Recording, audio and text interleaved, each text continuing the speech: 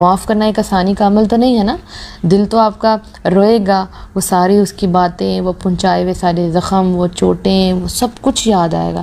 لیکن آپ اللہ کی خاطر اسے معاف فرماتے ہیں. بس ہو سکتا ہے کبھی آپ نے بھی کسی کا دل دکھایا ہو یا آپ دکھانے والے ہوں، تو یہ نیکی لوٹ کے آپ کے پاس واپس آئے گی انشاءاللہ.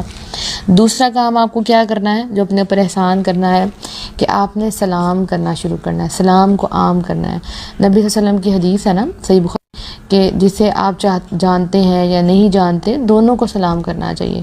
صرف یہ نہیں کہ جن کو ہم جانتے ہیں، بلکہ جن کو نہیں جانتے ان کو بھی سلام کرنا چاہیے. اور صحیح مسلم کی حدیث ہے کہ اپنے درمیان سلام پھیلاؤ. آپ جس شخص کو سلام کرنا پسند نہیں کرتے، اگر آپ اسے سلام کریں گے تو آپ کے دل میں امن اور سلامتی کا احساس آئے گا. اب سلام کر کے دیکھیں، سلام چھوٹا سا عمل ہے، ٹھیک ہے. شروع میں آپ کی ایگو رستے میں آ جائے گی، درمیان میں آ جائے گی، رکاوٹ بن جائے گی، نہیں اس کو سلام نہیں کرنا. جیسے ہی آپ سلام کریں گے آپ کا دل سلامتی کی طرف آ جائے گا. آپ کر کے دیکھیں، ٹھیک ہے. تو اس سے آپ، یہ محبت ہے اور یہ اس بات کی نشانی ہے کہ آپ معاف فرمانے والے انسان ہیں. آپ اللہ سے تو معافی مانگتے ہیں، تو آپ بندوں کو بھی معاف کر دیتے ہیں. اگر آپ معاف کریں گے تو اللہ بھی آپ کو معاف کرے گا. آپ زمین والوں پہ رحم کریں گے تو آسمان والا بھی آپ پر رحم کرے گا انشاءاللہ. آپ جب بھی دوسروں سے جو کچھ چاہتے ہیں نا، وہ انہیں دینا شروع کر دیں. آپ چاہتے ہیں کہ لوگ آپ کی عزت کریں، تو آپ لوگوں کی عزت کرنا شروع کر دیں. ہر چھوٹے بڑے کی عزت کریں، سب کی عزت کریں، تو انشاءاللہ لوگ آپ کی عزت کریں گے. اگر آپ چاہتے ہیں کہ زندگی میں آپ کو کبھی محبت نہیں ملی، کوئی آپ سے محبت ہی نہیں کرتا، کوئی آپ کو پیار ہی نہیں کرتا، آپ لوگوں کو پیار دینا شروع کر دیں، تو انشاءاللہ یہ محبت لوٹ کے آپ کے پاس آئے گی. اگر کسی انسان میں احساس نہیں ہے اور آپ چاہتے ہیں اس کے اندر احساس آئے، فیلنگز آئے، میرے لیے اس کے دل میں کوئی فیلنگز ہی نہیں ہے، تو آپ کیا کریں، آپ اس کو ویلیو دینا شروع کر دیں. تو جو آپ دوسروں سے ایکسپیکٹ کرتے ہیں وہ خود لوگوں کو دینا شروع کر دیں. آپ چاہتے ہیں لوگ آپ کو دیکھیں تو وہ اسمائل پاس کریں، تو آپ لوگوں کو اسمائل پاس کرنا شروع کر دیں. تو انشاءاللہ اللہ تعالیٰ آپ کے لیے آسانیاں پیدا کریں. اللہ سبحانہ وتعالیٰ فرماتے ہیں فَاصْفَحِ الصَّفْحَ الْجَمِيلَ، تو اے نبی آپ کافروں سے خوبصورت انداز سے درگزر کریں. کچھ لوگ ایسے کہتے ہیں جاؤ اللہ کے لیے معاف کیا تمہیں. یہ معافی خوبصورت معافی نہیں ہے. اللہ کے لیے تو معاف کیا، لیکن احسن طریقے سے کرنا ہے، خوبصورت انداز سے کرنا ہے کہ اس کا دل بھی نہ دکھے. اللہ سبحانہ وتعالیٰ فرماتے ہیں كَذَلِكَ كُنتُم مِّن قَبْلُ فَمَنَّ اللَّهُ عَلَيْكُمْ، تم اس سے پہلے خود بھی ایسے ہی تھے، پھر اللہ نے تم پر احسان کیا. ہمارے اندر کتنی خامیاں تھی نا، ہمارے اندر بھی بہت برائیاں تھیں، تو ہم پہلے تو ایسے نہیں تھے نا. تو اللہ نے ہم پر احسان کیا کہ اللہ نے ہماری دل کی حالت کو بدلا. اب ہمیں بھی لوگوں پہ رحم کرنا ہے، لوگوں کو معاف فرمانا ہے انشاءاللہ. ایک بہت خوبصورت حدیث ہے، تو وہ میں آپ سے شیئر کرتی ہوں. پورا واقعہ ہے، کافی لمبا ہے، لیکن آپ نے دھیان سے سنا ہے اور یہ آپ کو بہت موٹیویٹ کرے گا معاف کرنے کے اوپر. معاف کرنے بہت خوبصورت واقعہ، سنتے ہیں، ٹھیک ہے، پڑھتے ہیں بلکہ. انفیکٹ حضرت انس بن مالک رضی اللہ عنہ سے روایت ہے، انہوں نے کہا ہم مسجد میں رسول اللہ صلی اللہ علیہ وآلہ وسلم کے پاس تھے. نبی کریم صلی اللہ علیہ وآلہ وسلم نے فرمایا اہل جنت میں سے ایک شخص اس دروازے سے داخل ہو کر تمہارے پاس آئے گا. چنانچہ انصار میں سے ایک شخص داخل ہوا جس کی داڑھی سے وضو کا پانی ٹپک رہا تھا. اس نے اپنا جوتا ہاتھ میں لٹکا رکھا تھا. اس نے نبی صلی اللہ علیہ وآلہ وسلم کو سلام کیا اور بیٹھ گیا.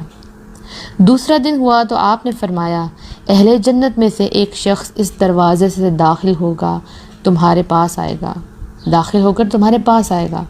وہی شخص داخل ہوا جو کل داخل ہوا تھا، جس کی داڑھی سے وضو کا پانی ٹپک رہا تھا اور اس نے اپنا جوتا ہاتھ میں لٹکا رکھا تھا. وہ بیٹھ گیا. پھر تیسرے دن بھی یہی ہوا. عبداللہ بن عمر بن عاص رضی اللہ عنہ نے کہا میں نے دل میں کہا کہ اللہ کی قسم میں اس انسان کے عمل کی خبر ضرور حاصل کروں گا.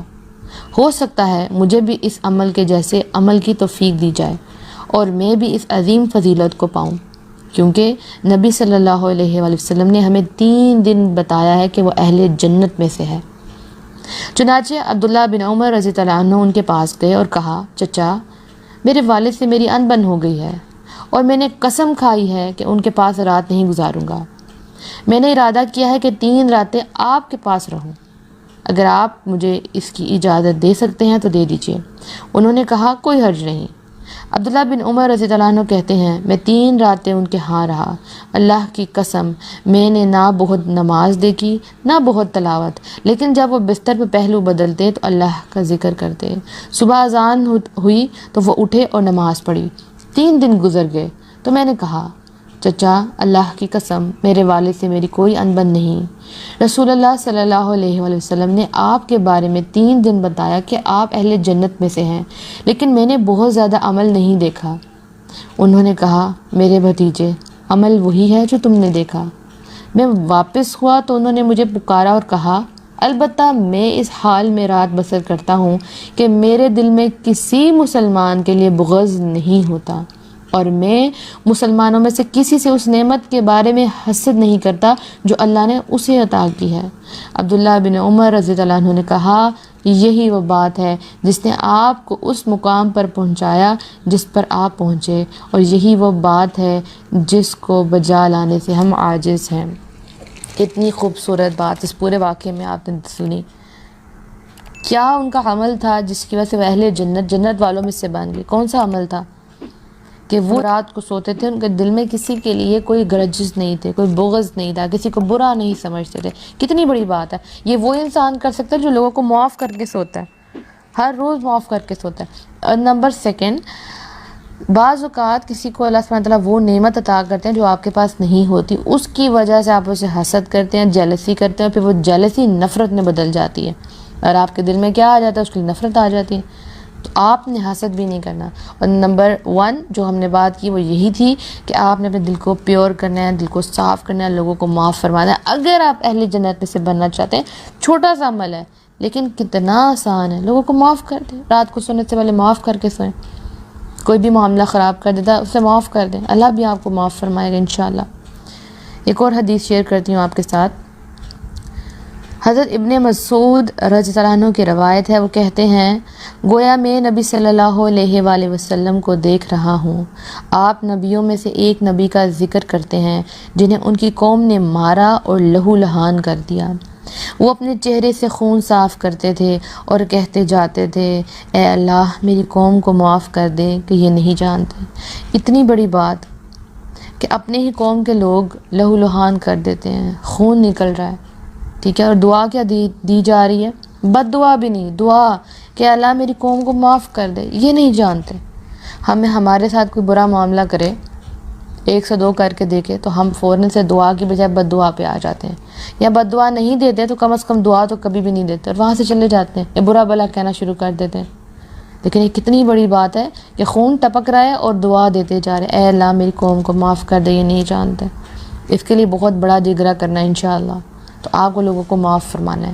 سیدنا عبداللہ بن مسعود رضی اللہ عنہ کا فرمان ہے جو شخص معاف کرتا ہے اللہ اسے معاف کرتا ہے، اور جو شخص درگزر کرتا ہے اللہ اسے درگزر کرتا ہے۔